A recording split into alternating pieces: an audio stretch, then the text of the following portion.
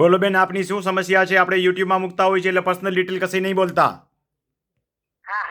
જેથી કરીને બીજા મૂંઝાતા બહેનો હોય એને પ્રોત્સાહન મળે કે ભાઈ રમણીકભાઈ માર્ગદર્શન આપે છે, એટલા માટે. બોલો, શું પૂછવું છે? એમાં અમારે એવું છે કે બે ભાઈઓની વચ્ચેની જમીન છે, 23 વીઘા કુલ છે, બરાબર? તો 23 વીઘા છે ને એમાં અત્યારે જરીપ દ્વારા સરકારી જરીપ આવ્યા હતા આપવા, અને એક વખત પ્રાઇવેટ થી પણ મપાયું છે, બરાબર? તો પ્રાઇવેટ થી મપાયું ને એમાં તો 2 વીઘા જેવું ઘટે છે બધી, 23 વીઘા પૂરું નથી થતું, કઈ 19-20 વીઘામાં ઓછું રહે છે.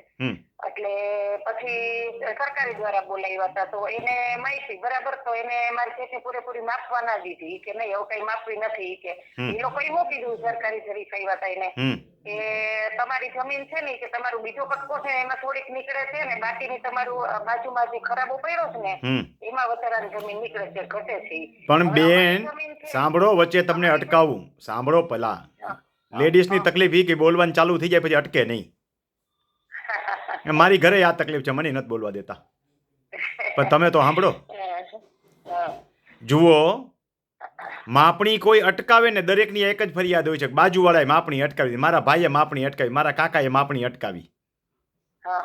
માપણી આપણી પર્સનલ માપણી જ્યારે કરીએ એટલે કે આપણા હિસ્સાની પૈકીની માપણી કરીએ અથવા સ્વતંત્ર સર્વે નંબર હોય તો કબજાની માપણી કરીએ તો બાજુવાળો અટકાવી શકે નહીં. મારા અનેક વિડીયોમાં હું કહું છું, હિસ્સા માપણી સિવાય કોઈને માપણી અટકાવવાનો અધિકાર નથી.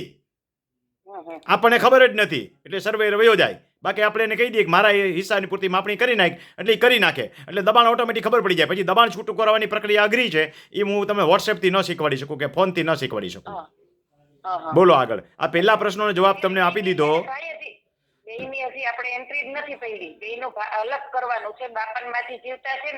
તમારું 7 નંબરનું પાનિયું જુદું નથી, 7 નંબરનું પાનિયું જુદું નથી, તો નો માપણી થાય. તો તમે ઘણા પાછળ છો, હજી તમે મારા વિડીયો સાંભળ્યા સમજ્યા જ નથી. તો 7 નંબરનું પાનિયું જુદું નથી, તમારો ભાગ એમને હવામાં થયો, એ કેવી રીતે મપાય? પહેલા તો તમારે તમારું 7 નંબરનું પાનિયું જુદું કરવાની માંગણી કરો.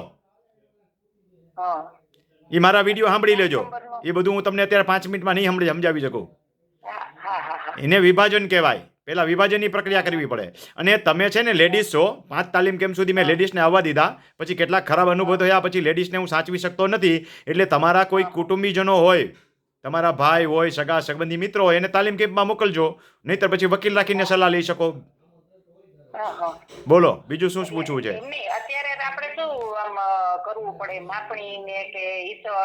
એ હવે તમે નહીં સમજી શકો, આ 3 મિનિટથી તો સમજાવું છું. તમે મારા એક વિડીયો જોયા જ નથી તો કેમ સમજાવીશું તમને? તો જોયા છે તો સમજ્યા નથી. આવજો તાલીમ કેમ્પમાં. જો એક વસ્તુ સમજી લો કે દરેક વસ્તુ અહીંયા દૂરદર્શનથી, આ દૂરદર્શન કહેવાય ફોન, એટલે દૂર બેઠા બેઠા ન સમજાવી શકું. એના માટે તો કમર કશું છું તાલીમ કેમ્પમાં. પટેલોને તાલીમ કેમ્પમાં આવવું જ નથી, એ હકીકત જ છે. તમારા કોઈ સગા સંબંધી તમારા હિતેચ્છુને મોકલજો, શીખી જાય, નહીતર પછી એડવોકેટ રાખવા પડશે. અને અડધા એડવોકેટ એવા હોય છે કે એને રૂરલ એરિયાની વાત કરું છું, એને પૂરતી ખબર નથી હોતી. બોલો, હજી કાંઈ પૂછવું હોય તો પૂછી લો, પછી મારે ઘણા કામ છે હજી.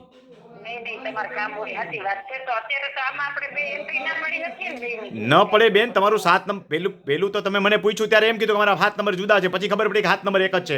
એક 7 નંબર હોય એની માપણી ન થઈ શકે. પહેલા 7 નંબરનું પાનિયું તમારા ભાગનું જુદું કરવું પડે. અને ખેડૂતોની તકલીફ જ છે, અને ખાસ કરીને પટેલોની તકલીફ કે વર્ષો જૂનું 7 નંબરનું પાનિયું ભેગું હલાવ્યા જ રાખે. ઈ જુદું થાય, પણ અહીં હું તમને ફોનમાં ન શીખવાડી શકું એમ કહું છું. ભલે, હાલો. કોઈને મોકલજો, તમારા સગા સંબંધી, મિત્ર સર્કલ, કોઈ હિતેચ્છુ, તમારા ભાઈ કોક તો હોય ને. છોકરો કેવડો છે ઉંમરમાં? કેવડો છે? ઓહો, તો છોકરાને મોકલો ને. અરે બેન, 24 વર્ષનો છોકરો જો તમને મદદ નહીં કરે તો કોણ મદદ કરશે? દુનિયામાં કઈ ભાઈ કે બીજા નવરા થોડા છે? હવે તમને ઠપકો આપવો પડે 24 વર્ષના છોકરાને નાનો ગણો છો તો? અરે કાંઈ મોરો ન હોય, મોરો મા બાપ રાખી દે છે, સમજી લો. આપણા છોકરાને મોરો છે કે કેટલા દિવસ, આપણે કેટલા દિવસ જીવશું? 24 વર્ષનો ઢાંઢો થયો, પલોટવો પડે. ખેડૂતની પરિભાષામાં કહીએ તો પલોટીનો ક્યાંથી હાલે? અને માથે જ્યાં સુધી ધર નહીં નાખી ત્યાં સુધી કાંત ક્યાંથી પડશે? કાન તો પાડવું પડશે ને. હા હા પૈણાવ્યો કે નથી પૈણાવ્યો હજી? ના હજી તો નથી કર્યું. હજી પૈણાવાની ઉંમર થઈ ગઈ હવે. હવે જો આપણે એને પલોટશું નહીં તો ક્યાંથી હાલશે? કોઈને નથી મોકલવું, તમારા છોકરાને જ મોકલજો. હા હા પણ કરવું છે પણ બધું હવે આમ આપણે પહોંચાડવું જોઈએ ને ભાઈ કઈ આપણે કાંઈ વાંધો નહીં, ભલે હાલો.